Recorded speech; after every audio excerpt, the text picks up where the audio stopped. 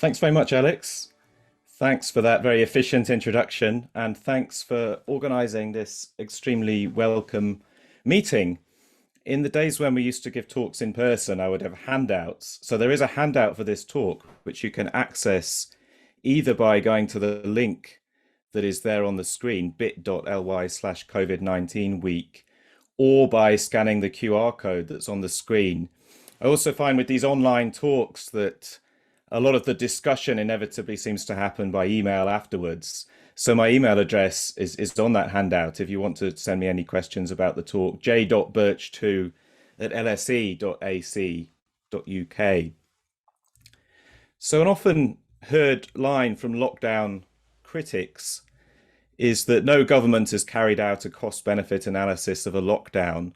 That's true as far as I know, but it's not clear to me that cost-benefit analysis is the right tool for pandemic risk management for several different reasons.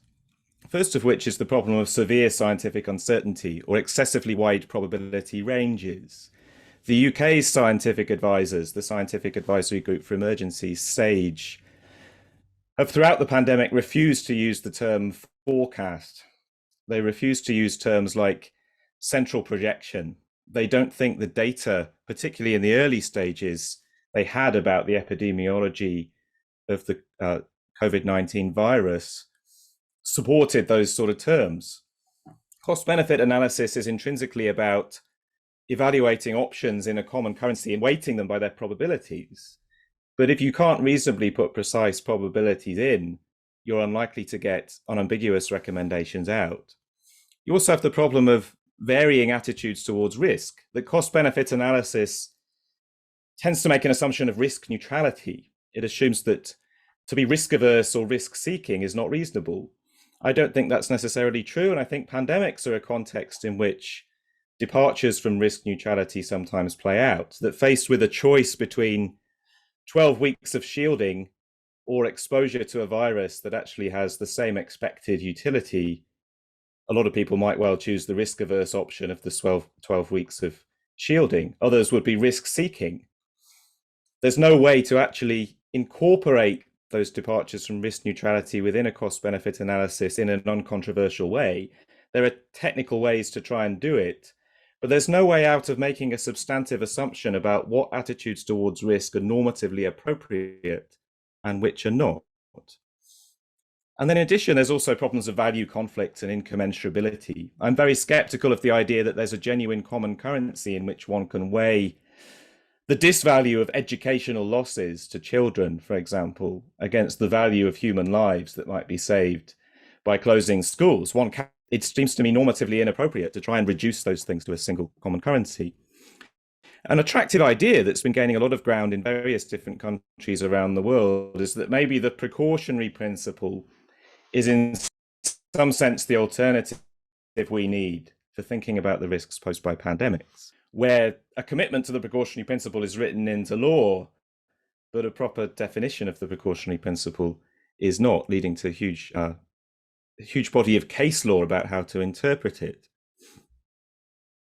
Here is how I propose we understand the precautionary principle in slogan form, that where there is a credible threat of exceptionally grave harm, proportionate precautions should be implemented. This is intended to be an improvement on the well-known sort of slogans in the 1990 statement that I think are overcomplicated and also in some ways too narrow. It's a common idea in discussions of the precautionary principle that it has these three crucial elements: that there's an evidence requirement, that there's a harm requirement, and there's a proportionality requirement on the precautions. I think if that's what we ultimately think it is about in practice, then we should just put that into the slogan. The slogan should highlight these three key features: that the threat must be credible, the harm must be exceptionally grave, and the precautions must be proportionate. But clearly all of those terms leave quite a lot of vagueness and ambiguity. I don't think slogans like this should ever be read as algorithms or decision rules that can be applied in a technocratic manner. The whole point is to provide an alternative to a technocratic approach to risk management that doesn't seem to give us what we want in these cases. What I think the precautionary principle does, and that is of significant value is that it highlights three types of mixed judgment, mixed scientific evaluative judgment, a judgment about the gravity of the threat, a judgment about the credibility of it, and a judgment about the proportionality of proposed responses. Three types of mixed judgment where I think it's both important and feasible to integrate expert input with democratic input. These are judgments that should not be entirely made without any expert input at all, but nor are they judgments that should be entirely left to the experts. What the slogan does is point towards the need for a procedural framework that actually tells us how we can integrate expert and democratic input regarding these three crucial issues: the gravity of the threat, its credibility, and the proportionality of the proposed responses. I want to zoom in this talk on the issue of proportionality, very often discussed in relation to the precautionary principle, often disputed in courts, and yet no clear consensus about what it is for a precautionary response to be proportionate to the threat. So I want to make a proposal here about proportionality, a proposal that involves either 5 or 6 tests, depending on the status of number 6. So I think for a precaution to be proportionate to the threat, these 5 things need to be in place. The first is rights-compatibility. The response needs to avoid infringing basic rights of those affected. The second is reasonable compensation, that those that are harmed by the response will be compensated where it's reasonable. Sometimes it may not be reasonable. For example, when the EU banned neonicotinoid pesticides as a precautionary measure to protect against the collapse of bee colonies, it's not clear that the pharmaceutical companies affected deserve compensation because they're also culpable for creating the risk. But sometimes people affected by a precaution are not culpable for creating that risk. You might think of school children affected by school closures, for example. And there it seems as though reasonable compensation should be part of the response. The third condition is consistency. Again, often discussed, but some care is needed when specifying what consistency requires. The EU talks about the consistency of a precaution as meaning it should be consistent with other things we've done in the past. It should be consistent with precedent. But I don't really see the importance of that, particularly when one thinks about pandemics. What does seem important, though, is that the response doesn't generate a new threat that itself warrants a precautionary response. Now, again, care is required because sometimes a new threat might be generated, but it's one that can be easily managed. If you think about measures taken in response to COVID, one of the initial problems was that the messaging was so effective in the UK about stay at home that people were avoiding hospital when they had symptoms of other illnesses like cancer. And that was creating a huge problem that itself called for a precautionary response. But it could be managed compatibly with the original response just by producing more messaging that was saying, please do go to hospital if you have serious symptoms. The real problems of consistency are in those cases where the response generates a new threat that warrants a precautionary response that at least partially undoes or obstructs the original precaution. Then my 2 further ingredients of proportionality: sufficiency, that the response should robustly remove the credible threat of exceptionally grave harm. Ideally, it should bring us to a point where there is no longer a credible threat of exceptionally grave harm. But in some cases that won't be possible. And when it's not possible, the aim should be to minimize it as far as possible, given tests 1 to 3. And then the 5th element is non-excessiveness, that the response doesn't do more than is reasonably necessary to achieve sufficiency. There will often be a temptation to add extra things onto your measures. How about let's not just ban neonicotinoid pesticides, let's also confiscate the assets of the pharmaceutical companies and levy huge fines against them. That may well generate societal benefits, but it's arguably excessive in relation to the particular threat that was identified and that justifies the response, and that justifies, in a way, shortcutting the usual more protracted processes of risk management. So there should be a non-excessiveness criterion to avoid things being tacked on like that. I take these to be the five core elements. I think those five constraints will often be enough to get us to a point where only one proposed package of measures really satisfies them. But if we're not at that point, and if we have multiple candidates still on the table, then there's a sixth idea that is intended as a tiebreaker: efficiency or cost effectiveness, that the response that is the least costly in economic or fiscal terms of the available responses that pass the other five tests should be preferred. So a few comments about this overall framework. That the key idea really is that if no other proposal satisfies tests 1 to 5, if only one proposal satisfies those tests, worries about the cost effectiveness or efficiency of the measures can't be used as a reason to dismiss the one proposal on the table as disproportionate. And that has some implications for how we should understand exceptional gravity. That exceptional gravity should be understood as the level of seriousness that makes taking this approach reasonable. If it wouldn't be reasonable to take the only measure we can identify that satisfies the first five tests because it's too expensive, then we're not in that territory where the threat is really exceptionally grave.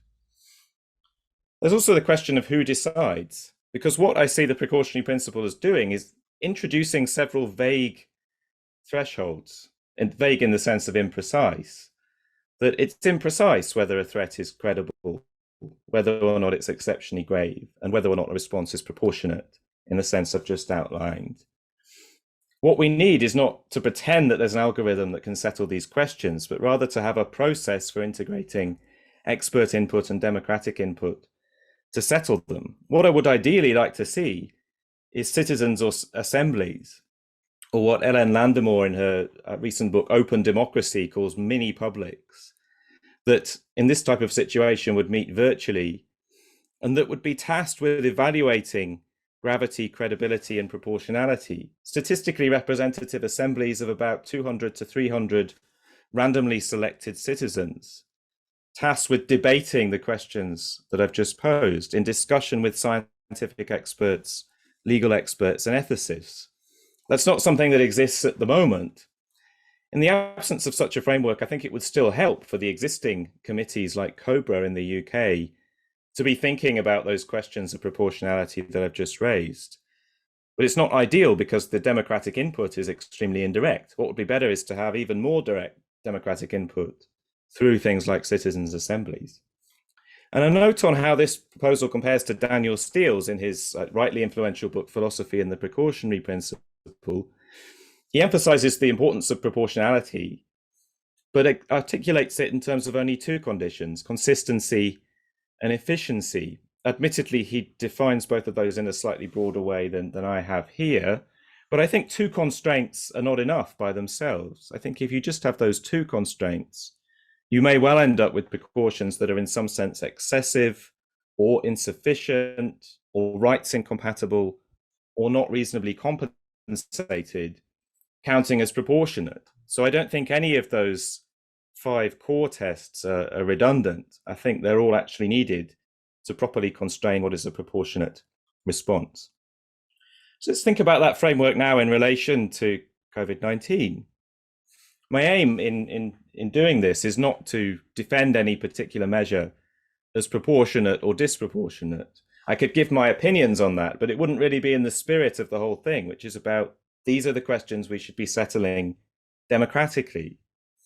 My aim is to make a case that the tests of proportionality just outlined capture the right questions to ask, the questions where integrating scientific with democratic input is both feasible and important. And I'll talk about two cases because there's very little time. I'll talk first of all about proportionality in relation to border closures.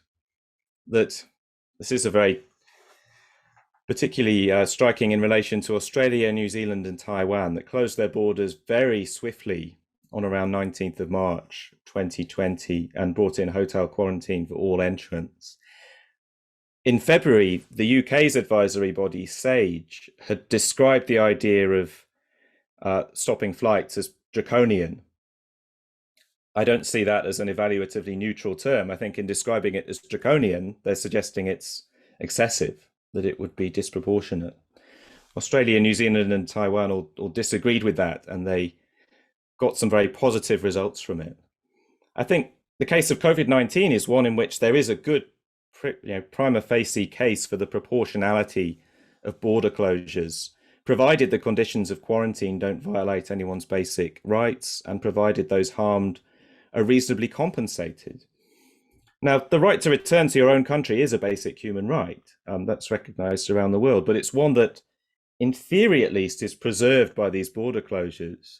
You have problems in cases where, in fact, the numbers are capped in such a way that some Australian citizens can't get back to Australia.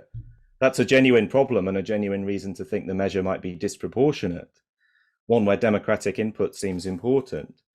The right to visit other countries is non-basic, and so just isn't ruled out by, as disproportionate on those grounds. Covering the costs of quarantine is something that is arguably reasonable compensation. And that was done initially in these places, and then over time they've been bringing in costs on quarantine to try and offset the costs of the measures. Now, arguments over these charges for quarantine highlight the delicate interaction between reasonable compensation and efficiency. That if you think you don't owe compensation to people who are quarantined, then efficiency then would require charging in order to make the measure as cost effective as possible. But if you do think that reasonable compensation requires paying for these people's stays while they're shut up in a hotel for 2 weeks, then that should be covered. It's not something any single individual should resolve, but it seems to me a crucial issue on which there's a need for more democratic input, a lot of the sort I was describing from a citizens' assembly or mini public or something like that. The second case I want to talk about is school closures, where I take it there's good evidence for the effectiveness of lockdowns in reducing incidence of COVID-19. Some would dispute that, but I'm reasonably convinced of that they help prevent healthcare system collapse. But there's a further debate to be had about school closures. A lockdown doesn't have to involve school closures. The one we had in November of last year in the UK did not, but the most recent one did. And in cases where a lockdown involves school closures, there's an objection from consistency, one that was made in a perspective in the British Medical Journal by Lewis et al. Earlier this year. They say, in the absence of strong evidence for benefits of school closures, the precautionary principle would be to keep schools open to prevent catastrophic harms to children. They say, for example, for some children, education is their only way out of poverty. School offers a safe haven from a dangerous or chaotic home life.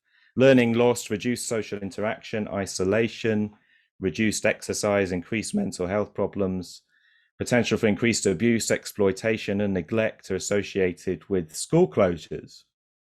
They're arguing, in effect, that this is an exceptionally grave harm, that itself merits a precautionary response. And again, I'm just trying to make a case that these are the right questions to ask, not that my own personal view on them should be adopted. There's this prima facie case for seeing school closures as disproportionate because of this problem of consistency. But clearly, I think there's a need for more democratic input on these issues. And I can see a genuinely democratic process for resolving this going both ways. I can see the case for thinking that the harms here caused to children are indeed extremely grave. At the same time, I can also see a case that says, well, schools are closed for 6 weeks anyway over the summer.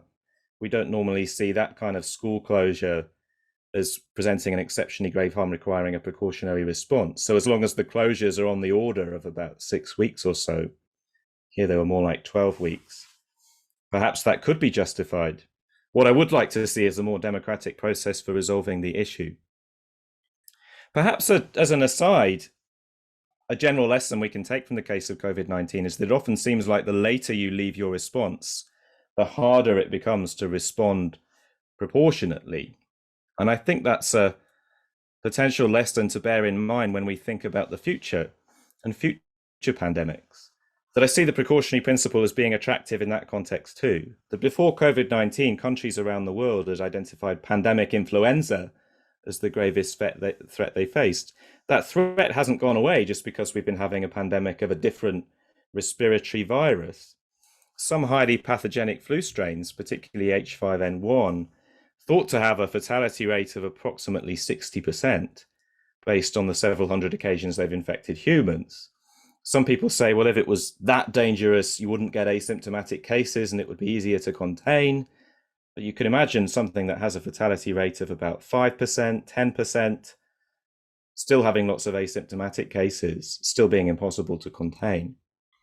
We need to think seriously about this risk. The threat is still at the stage where we can mitigate it through mitigating the risk of zoonotic transmission. The known drivers of zoonotic transmission, as a recent report for the UN emphasized, and if you go to the handout, there's links, are largely anthropogenic.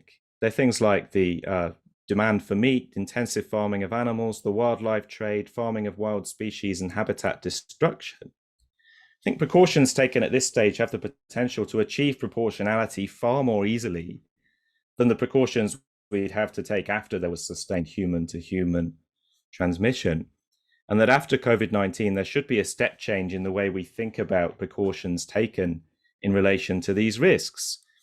I think very plausibly, measures previously regarded as proportionate, like measures to improve biosecurity. Let's try and hermetically seal these warehouses off from wild animal populations. Let's try and keep the warehouses of pigs away from the warehouses of chickens. These can be seen as not doing enough, given that the risk is so exceptionally grave. What might be proportionate?